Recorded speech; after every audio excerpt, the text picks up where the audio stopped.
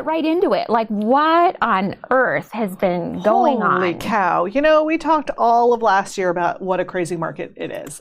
Yeah. And I took some time and really did a deep dive to look back over the whole year, because sometimes when you're in it, it feels like, has it always been this way? You know, where's the trends going? Because last year we did see some intra-year ups and downs, but It's been steadily a seller's market for a couple of years. So I went back even further and looked back over 5 years. So we're going to talk about last year's stats really quick, and then want your comments as well on those. And then we'll look back actually 5 years.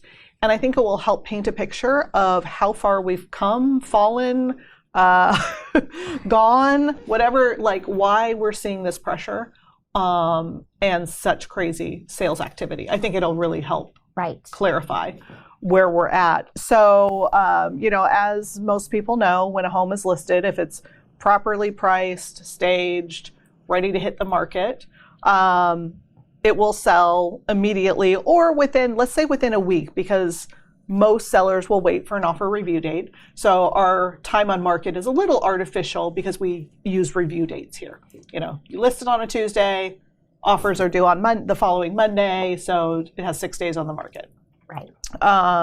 So all of that being said, we continue to have listings come on the market and they sell immediately. Listings come on the market and it sells immediately. So it is this constant turnover and cycle of that. And when you look at the graphs a bit, you'll see that the active versus pending inventory levels go right along that. So as you see, the green line is the active listings.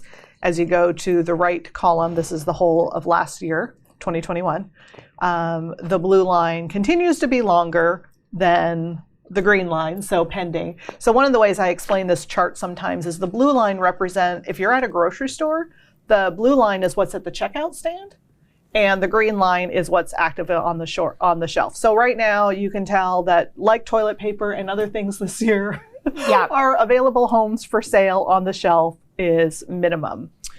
So the graph is kind of interesting, right? But then when you look at the actual data and the number of homes, so in January of 2020, we had 488 pending listings.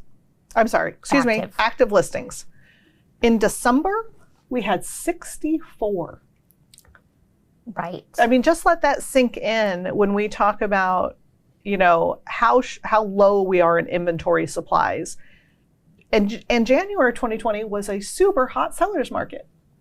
Yeah. So we went from 488. The high for inventory last year was May, which kind of follows our trends that April, May, June, kind of we see the high levels, right? Right. Was 787 homes for sale.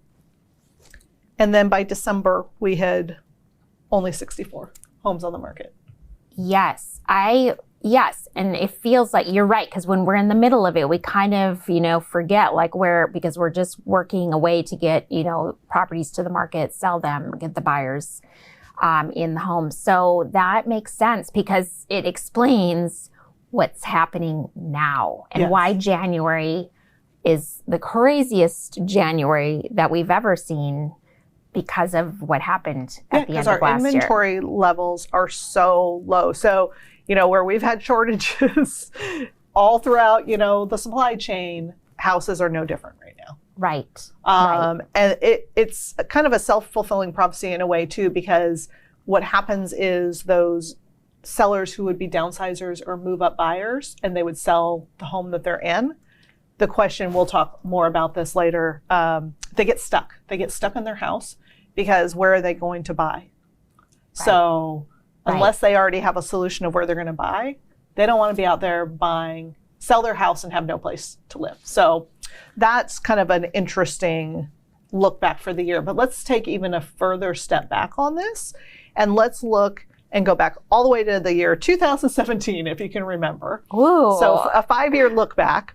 What you see on the graph is, again, going back to 2017. You can see January 2017 on the far left is where we were with inventory levels. It was less than a month of inventory. So again, super strong seller's market. And it climbed I barely remember this, it seems, July of 2018 into January 2019, right? We have this little spike of inventory. Right. But it's almost a moment in time. Right. And then what happens is we quickly come back down and these levels of inventory continue to drop. At the same time, what's not on this graph, but what was happening is the economy was going strong, interest rates were falling, we have more buyers in the market. So again, it's a supply and demand. We have less supply, more demand. It's not even just the same demand, it's we have a growing buyer demand for homes. Right. And it puts additional pressure. Yeah, and I remember 2019 for sure, and in 2018, the stock market was doing a lot of adjusting. Mm-hmm. And so I remember, because the market slowed so much that the market shifts suddenly and you just are shocked, where, all of a sudden buyers are, not wanting to buy and homes are sitting a little bit longer. And so that was the phenomenon at that time. And then by that, I think it was December of 2019, we were back down to previous inventory levels. Right. And we have really been just on the same trajectory ever since. At the same time, we'll show the graph of median home prices. So, at the end of the day, what's the result of all of this? Well, homes are more expensive. Right. They continue to grow in value. This is just a sample of median home price. So for any neighborhood, it's different. But for that's most of King County. Followed this trend. So just the lack of inventory, the continued strong buyer demand. Anyone who owns a home, this is where we talk about your growing wealth. Yes. And we have a lot of new buyers, first-time buyers who are actually can be in that bracket, the millennial buyer and the tech buyers. And a lot of people have moved here from other places. Correct. Yeah, we continue to see the job growth. We have more buyers into the market. So all things are looking great if you're a seller. And for buyers, we just have to get really creative with our buyers. So we'll talk again more about that. So I think I just have one more graph to just kind of, again, go through. It just shows the actual number of homes for sale over a same 5-year period.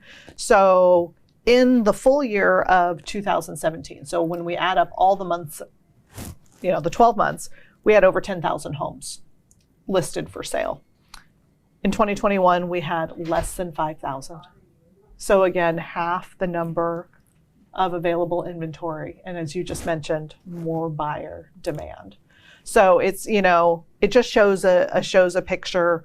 We're down 70% in inventory levels from 2020 into 21.